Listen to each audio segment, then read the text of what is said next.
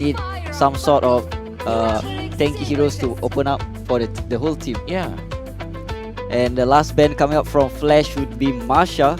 I guess having a Franco hunting him down is bad enough. So they're going with the Marsha ban. Diablo still has his Uranus.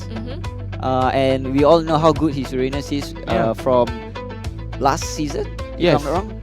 His Uranus, and he could even go into the Yuzong. Oh yes. Yeah. The Yuzong would be great here, right? A lot of in-your-face kind of heroes. The Yuzong would benefit so much with their Shah residue. Yeah, and I think with the pick-off potential here on RSG, if you go into the Yuzhong, it could also help to break out the fight, especially with Pokemon trying to dive in with that Blazing Duet. It's pretty all in here looking on the side of Team Flash, but RSG will go along with, you know, the long lines of pick-off, going to go with the Benedetta instead. Ooh. So what I feel this Benedetta will do, right? Because the heroes come out from Flash is those dive comms. Very divey. So Benedetta might be the one disengaging the fights or dealing the damage towards the back end of Flash. That's true, that's true. I mean, maybe they might foresee Flash picking up the Eve, or they are actually negating Flash from picking up the Eve, because the Benedetta is like a direct counter for the Eve. Yeah, it goes straight into your face, starts slashing you down, and then as that Eve, all you have to do, like, what? This is why he's the analyst and we're not. Well, he said they were going to prevent them from picking up an Eve, but here we go. They instantly pick up an Eve into this Benedetta regardless. And to couple that, top that off, they're also going with the Selena here. So I guess that potentially provides some cover for the Eve as well. I mean, getting a Yuzong here would be the best situation for RSG. Yeah, the Yuzong is a good counter towards A1, A2 too, right? Onto the Eve. Yeah, there's the Eve, there's the Yuzong, there's the Benedetta. I mean, the Eve would be unplayable. Yeah, unplayable. Looking at the early to mid. Oh, hold on. Okay. Hold like on. I said, he's going with the assassin jungle. So it's gonna be Diablo on this Benedetta and Bray taking this link into the jungle. There you go, AMOUX called it out. Yeah. An assassin for Bray. You know, I thought of something. I was like, hey, I asked Evil actually. I was like, are you gonna bust out the Ling, or you know, or maybe like assassins, like very unorthodox picks, like, you know, like Hanzo? And then he's like, no, we won't pick out the Ling. And then guess what? A Ling gets picked up here. And this is a very good example. We can see how RSG uses the Ling up against a very nice, thick, and I would say bursty kind of composition. Thick and bursty coming up from the side of Flash. Yeah. Yep, and it looks very, very strong. So, ladies and gentlemen, we do have our very first game of Flash up against RSG here, ladies and gentlemen. Welcome to game number 1 for Flash against RSGSG right here. Oh, looks awesome, man. I am so pumped. I am on my seat. We talked about how one of the keys to victory earlier was for Team Flash to pick up CC Heroes to be ganking. My goodness, that hook there onto Pokemon. Of course, it's just the early game. It has to. A little excited there, but it helps to really, you know, try to delay Reminiscence farm a little bit. He tried to hook out the purple buff. I mean, it's Lolsie doing Franco things. You're there to just reset the buff, put a little pressure right there. But how is Flash going to answer this? Well, they are rotating here to the top side, protect Pokemon a little bit.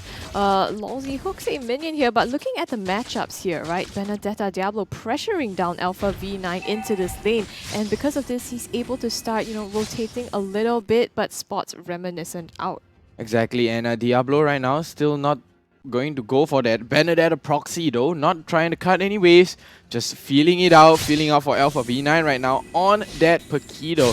Not much movement here, very, very passive plays, but good damage coming out from Diablo onto Alpha V9, and he is going to come out victorious in that little skirmish. Yeah, I mean, it's a little bit uncomfortable, right? Alpha V9, usually you want to see him holding down his lane as well, but up against this Benedetta here, looking a little tough. That being said though, both of these teams probably going to set up and try to regain some control over the top side before they rotate to the turtle. Exactly, and the turtle is going to be coming up in about 15 seconds right now. RSG, SG, they look like they want to secure this turtle, but Flash, can they contest this turtle though, or are they going to prioritize the buff while Reminiscent is trying to secure his purple buff instead of the turtle for some reason? Well, he does have the Demon Slayer and is slowly rotating down to the bottom, but maybe they want to go for the kills instead though. This is good. Oh, the hook onto Reminiscence right there. Ladies and gentlemen, that's your first blood. Look at Lolsie showing his hand sign. He's like, that's how you do it. This is how you Franco, and still showing the crying emote there. And it is going to be a no contest coming out from Flash there. And the hook Reminiscence in the midst of it all. Perfect timing on this objective as well, and I think just really unfortunate for Reminiscent. I think they wanted to gank or set that up with the enhanced change really well, but just the hooks, you know? Yeah, just the hooks. I mean, the enhanced change actually caught out onto Roy, but it didn't matter much. And then Lolsie is like, hold, hold, hold. And then after that, that hook just literally demolishes Reminiscence, even finishing it off with a flicker.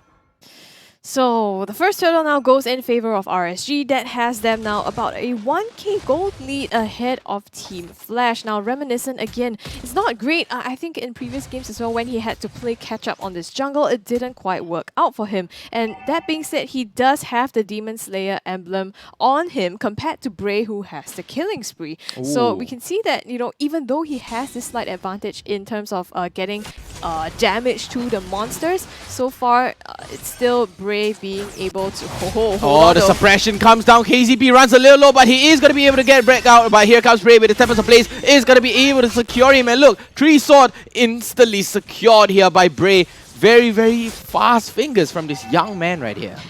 I mean, the Prodigy, right? They It's call the him. Prodigy. Just as we were pointing out that killing spree emblem, right? Being able to take the kills in these team fights instead of just farming. And this is going to get him to scale even more quickly into the late game. And a big hook there onto Pokemon, but a big, big knockup coming out from Reminiscence to save him. Pokemon, honestly, that was a good hook coming out from Lolsie. Lolsie is landing his hooks in this game. I'm not surprised. Yeah, I'm not surprised I mean, either. that's Lolsie, right? It is his signature hero after all. So we know for sure that these are comfortable for him. And looking across the draft for RSG, actually, these are really comfort picks as well. Yep, very, very comfortable picks, especially with Bray on that link, Lolsie on that Franco, babycakes on the Beatrix, Diablo on the Benedetta, and Roy on the Lilia. Honestly, RSG could take this game by a storm. Yeah, for sure. I mean, they're counting on that, and you can see that they've already gotten a lot of control from this early game. Kayzeepi now throwing some abyssal arrows for zoning, but again! A big hook down onto A1A2. Lolsie just keeps on catching and catching. He doesn't miss. A1A2 gets caught out and even finishing off with the flicker again. Lolsie, what is he eating, man? What is he eating? Oh, hold on though, the abyssal arrow! Oh, the Abyssal Arrow catches down, but here comes Bray with the Tempest of Blaze.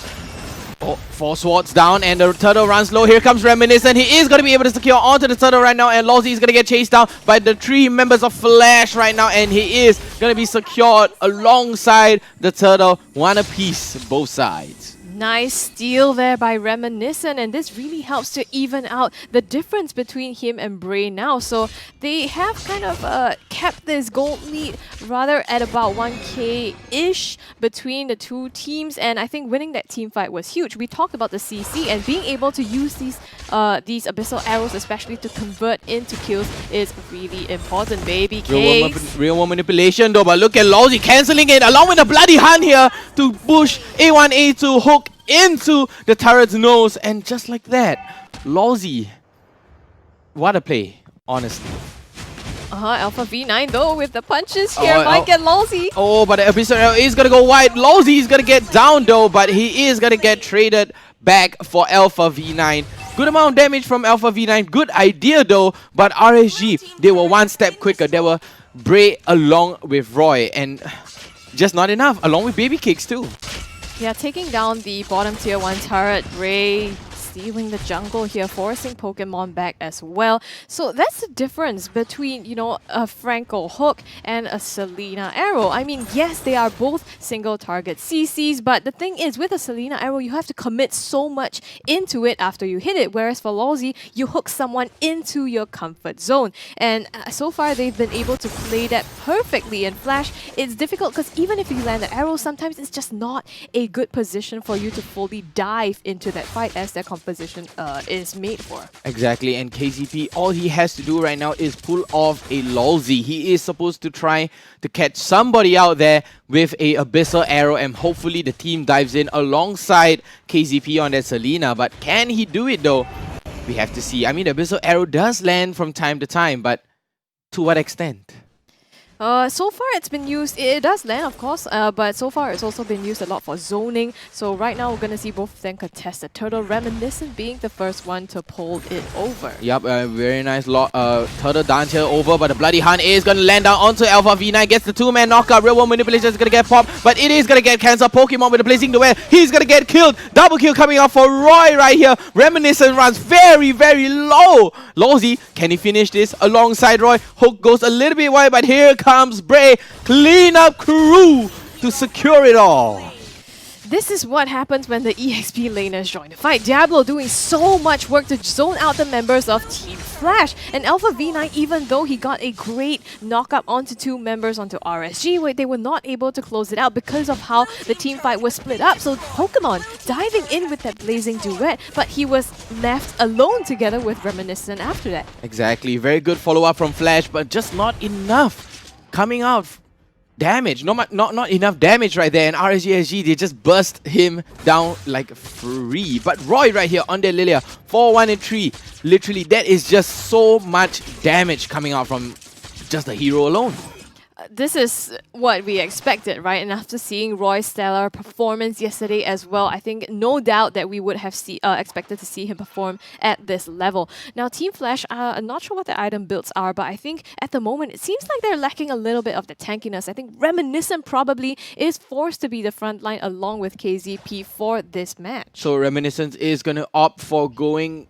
Yeah, he's going to opt for going towards the tankier build because the rest of the team is kind of squishy, so he does have to build tankiness. Yeah, he has to go for the tankiness build because A1, A2 is kind of squishy, Pokemon is squishy, and going for a squishy roam, you're going to make up for that. You're going to lose out in damage for your jungler, so your jungler is forced. And look at Diablo here with the recall party. And yep, it's just Diablo doing Diablo things again. I mean, there is still the Abyssal Traps to help Team Flash gain as much vision as possible. But like you said, without a solid front line here, it's difficult for Team Flash to be able to commit fully into these objectives. It's probably up to A1, A2 to be able to create that space, that zone with the real world manipulation. But so far, it's been tough for him to even get into the fights. And now RSG again, we're just going to see them completely deny Flash of this objective. Yep, just deny them, but look at the hook! Nice catch there, and the 3-man knockup though, but to what extent Electro final blow, but here comes the Tempest of Blade, he's just gonna get instantly demolished, and a killing spree coming out for Bray here, 3-0 and 5 on that lane. What a catch from Lolsie! This is a disaster. Pokemon being the first to go down. It's just all that damage put out from Team Flash, and Reminiscent, I guess, just unfortunate that the rest of RSG crashed onto him. Off that, they're gonna be able to take down all of the tier 2 turrets standing, and not to mention the Lord that is coming up on the top side. Honestly, I have a confession. I couldn't help myself but to take a look at the player cams while that big catch was going down. We did see Lolsie screaming to his teammates like, hey, I caught Pokemon, come with the follow-up, and RSG came through with that follow-up, and Bray just went to town. Well, it's exciting, right? When you land that hook, yeah. and on Pokemon, no less.